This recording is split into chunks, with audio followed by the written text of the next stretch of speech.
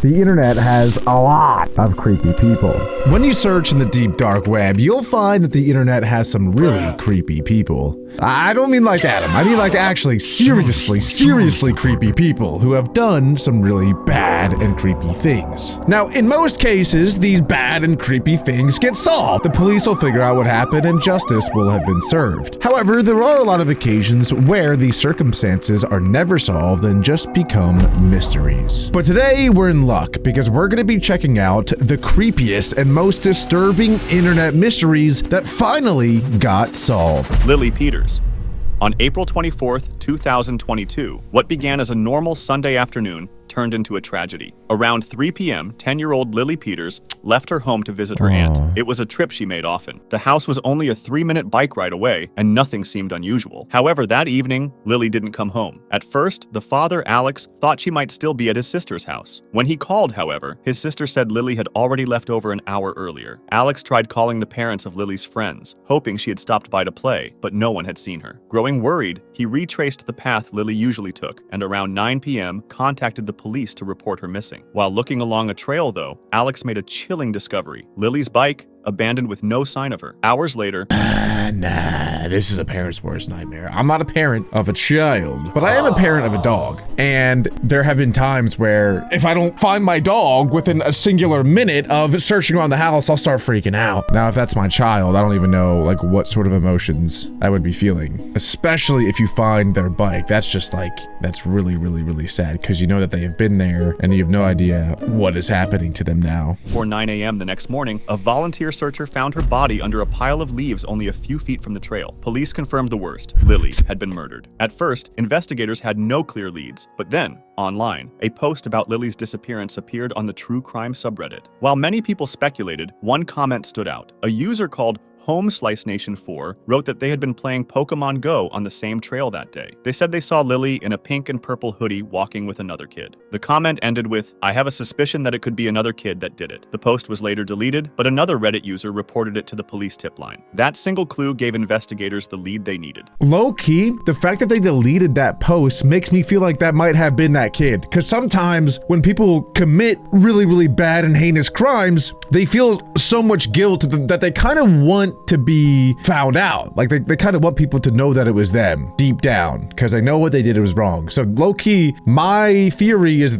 whoever posted that is actually the kid that did it and is trying to sort of secretly, in a non-secret way, out himself. Because why would they delete it? If it wasn't the kid, why would you post that and then delete it later? But it would make sense if that was the kid who posted it, trying to get somebody to figure out that it was him, and maybe he changed his mind later and decided to take the post down. Within hours, police arrested 14-year-old Carson Petersberger, Lily's cousin. During questioning, Carson admitted to the crime. What? He explained that he had followed Lily as she rode her bike, lured her into the woods, and attacked her in a plan he had been forming for months. He punched her in the stomach, beat her with a stick, and strangled her before returning home as if nothing had happened. Later, after noticing police searching the area, he came back to move her body deeper into the woods and tried to cover it with leaves. Because of the brutality and premeditated nature of the attack, prosecutors decided Carson would be tried as an adult. He remains in custody to this day, with his trial scheduled for 2026. Wait, I can't lie, I'm not really sure like what the mystery was. I think that like I feel like that wasn't that deep, you know? I was expecting more deep things, but to be fair, that was just the first one, and I'm assuming that it's gonna get crazier and crazier as we go. But did they even give a reasoning why he did that? Like, why did he just go?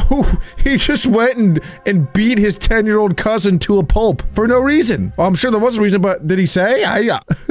That kid's crazy. Holy smokes. Next up, we have Utaho no Tatari. Utaho no Tatari is the name of 2 Japanese horror games, both of which had a really eerie backstory. The real mystery began in 2014, when someone posted on the subreddit r/creepygaming about a disturbing discovery in the second game. They had triggered what looked like a glitch. After following a strange series of steps, the game screen filled with scrambled text. Then the screen went black, flashed white 4 times, and finally displayed a very unsettling, low-quality photo. It appeared to show a woman with most of her face hidden in dark shadows and something something wrapped around it. See, this is more what I'm talking about. Like, when I wanted to react to this video, this is what I was hoping to get. Like, what on earth are we talking about? Like, hidden in this game's code, there's presumably just a picture of a random dead woman? Nah. If that lady, right, is maybe someone who developed the game actually murdered that lady, took a picture of her, and then secretly put her in the game so that, you know, someone could figure out that it was him. I don't know. I mean, I don't know much about murderers. I never murdered anybody. But I think, like I said, a lot of times they'll kind of like intentionally sprinkle some hints out there to let people figure out that it might have been them. And this might be another one of those little sprinkle dinkles. The image was so disturbing that players began to wonder if it might actually be a real photograph of human remains. This idea didn't seem impossible, since other obscure games, such as the infamous Hong Kong 97, had used actual victim photos taken from the news. Before long, people discovered that this was not a random glitch at all, but a hidden event programmed into the game. By changing their computer settings to Japanese, players could read the missing symbols in the error message with scrambled text. It's probably best. It doesn't make any sense. Some creepy sentences thrown in the generic computer error messages. I think here's a quick dirty translation. Please confirm. Locate. The data is being damaged. Possibly is. Please stop. Utano, I will kill you. Error frame process. Utano says no. Shizumi says you are bad. Could be evil as well. Help, help. The writing is undergoing read-in testing. Bro, there's no way that's some random glitch. There's no way it says I will kill you. No, you are bad. Help, help. And shows a picture of a dead lady. That can't be all a coincidence. There's no way. At first, it looked like a standard crash screen, but then the game's main character, Utaho, suddenly began addressing the player directly. The event was triggered by walking through 3 torii gates, traditional Japanese shrine gates. Doing this started a hidden timer, and once the timer ran out, the so-called glitch sequence would play, ending with the disturbing photo. The question of where that haunting image came from remained. Reverse image searches showed nothing, and for years, no one had a clear answer. Many theories were suggested, but without proof, the mystery stayed unsolved. Then, in 2022, someone on Reddit finally uncovered the source of the photo. It was not from a crime scene. Instead, it came from a Japanese horror film called Hair Extensions, released in 2007. The exact frame appears in the movie's trailer, showing a woman staring lifelessly into the camera. After nearly 10 years of speculation, the mystery was solved. Thank God it wasn't anything like too crazy, but shout out to the internet. I mean, this is gonna sound somewhat like ironic and backwards of me, but I think the internet does a lot of bad things out there. But I still want to know why that dude deleted the post though. That's really sus. Next up, the post-it notes. Save your documents. On April 15th, 2015, a man who used the username R. Bradbury had a really strange experience. He lived alone, but that morning he found a post-it note on his desk with a list of chores written on it. The handwriting was not his. I would literally tear that up and put it in my mouth and spit it out in the toilet and flush it. I'm not even kidding. First, he tried to ignore it, but a few days later, another post-it appeared, this time stuck to the back of his chair. It said, "Save your documents." This was the moment when the search truly began. Bradbury started to believe that someone was secretly entering his apartment and leaving these notes. That's really so creepy. To find out who it was, he set up a webcam to record his desk, but the situation only grew stranger. On April 20th, he woke up to another post-it. It read, "Our landlord isn't letting me talk to you, but it's important we do." Nah, I'm moving. Not only counties, I'm not only moving states, I'm moving countries. Nope. That's like my absolute worst nightmare. Are you kidding me? I hate that. I hate the idea that somebody is like watching you without you knowing, and that is exactly what's going on here. That's really freaky. He rushed to check the webcam recordings, but the video files on his computer were gone. It looked as if someone had deleted them. Soon after, even more post-it notes appeared, this time covering his doors, but they were all blank. God. Bradbury began to suspect his landlord, thinking that the handwriting on the notes looked similar to his landlord's. Not knowing what else to do, he turned to Reddit for advice. He posted on the subreddit r/legal advice, explaining his situation and asking whether he could press charges against his landlord. The post quickly gained a lot of attention, and the most common suggestion was that Bradbury might be sleepwalking and writing the notes himself without realizing it. Then, a Reddit user named Kakerlak noticed something important in one of Bradbury's earlier posts. Bradbury had mentioned that he slept in a small bedroom with no windows. Kakerlak asked, "Do you get bad headaches?" And Bradbury admitted that he often did. That is when Kakerlak suggested another possible explanation: carbon monoxide poisoning. Carbon monoxide is a dangerous gas that cannot be seen or smelled. In a poorly ventilated room, it can build up without anyone noticing, and breathing it in can cause confusion, memory loss, and even hallucinations. In serious cases, it can be deadly. Bradbury decided to test this theory, so he bought a carbon monoxide detector and plugged it in. Immediately, Reddit. I've never been like a Redditor. Is that what they're called? A Redditor? I don't know. But I might have to start. If I got a lot of questions about how peanut butter's made. I also would like to know if it is normal to eat an entire pizza alone in your room 4 times a week. There's probably a couple other things I need to know, but it seems like Reddit is the place to go if you have any question about anything. It's filled with the gas, and he had been breathing it the entire time. The notes were real, but he had been writing them himself while poisoned, then forgetting he had done it. The missing webcam recordings were not deleted by an intruder. The software he used simply was not saving the files. As for the handwriting, Bradbury later realized he had not compared it to his landlord's at all, but to a letter from his mother. Okay, I am starting to feel way less bad for this guy, though. I can't even, bro, he never even recorded any of the footage that he was trying to record. Okay, that's silly. And then would you not recognize your own handwriting? I don't care if you're like in a hallucinogenic state or whatever. Bro, it's your handwriting. You wrote it. How do you not recognize that's yours? What?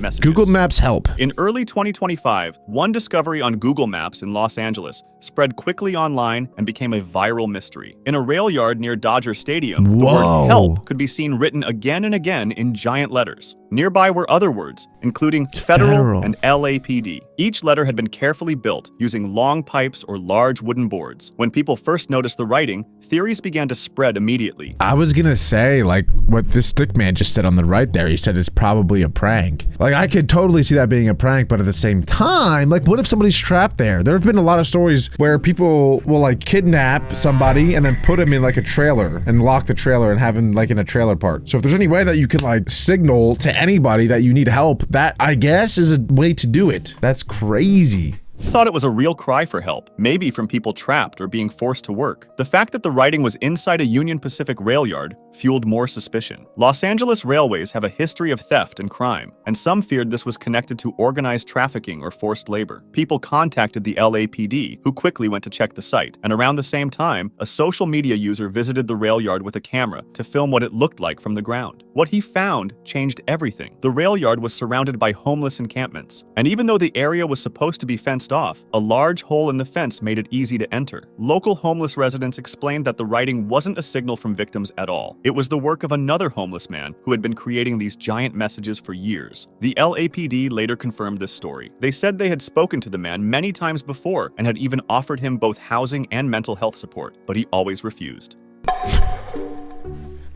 I mean, I don't want to make fun of anyone who's homeless. You know, I feel bad for anyone who doesn't have a home. That's tragic. And in a perfect world, everyone has a nice house and access to food and all that. But what is he doing? Why is he like making messages, calling for help, and then help arrives and they say, hey, we'll give you housing. We'll give you food. We'll give you access to doctors. And he goes, no. What? He's asking for help. He gets help. He says no to the help. What? Next up, though, we have you dreamed? That is creepy. I don't like where this is started, and I'm not sure I'm gonna like where it's going. In 2008, a website appeared asking a simple question. Have you dreamed of this man? The site quickly filled with short, eerie stories from people who claimed they had. Posters with the same sketch and the same question even began showing up in cities. Within a year, the mystery had gone viral. More than 10,000 people had written to the site, saying they too had seen him in their sleep. Soon, the idea that this man was part of some real, supernatural phenomenon started gaining traction. On forums like 4chan, users decided to investigate, and they actually found the solution. A reverse IP lookup of the website showed it was connected to a guerrilla marketing company, a group that promotes ideas ideas or products through unusual and attention-grabbing stunts. This raised suspicion that the Dream Man wasn't real at all, but simply a creation. In 2010, the site's creator, Italian sociologist and marketer Andrea Natella, admitted that the whole thing was a stunt. He said the drawing was based on his father and that the early dream testimonials were not real, but he never explained what the campaign was supposed to promote, and the website was simply left online. Not everyone who emailed the site was lying, though. Many people probably did dream about the man, but it might have just been a mental suggestion after seeing the image and hearing the stories. That's actually one of the smartest marketing stunts I've ever heard of my life. So you get a group of people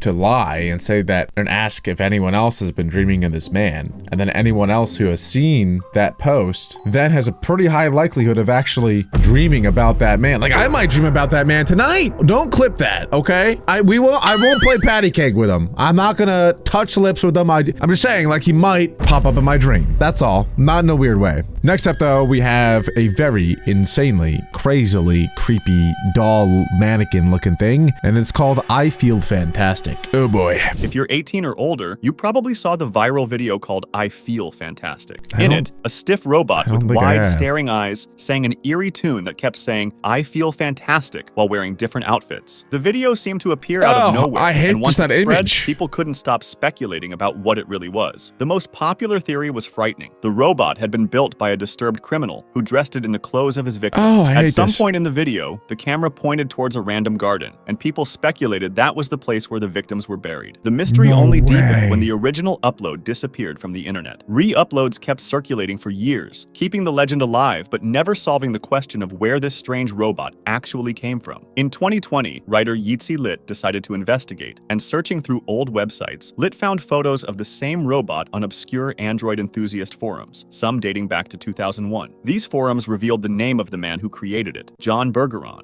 Far from being a criminal, Bergeron was an inventor trying to build something new for the entertainment industry. The robot's name was Tara, and Bergeron had built her as a prototype for about $2,000 at the time. His dream was to mass-produce Tara as a singing android, but that plan never succeeded. Oh, well, thank God it wasn't.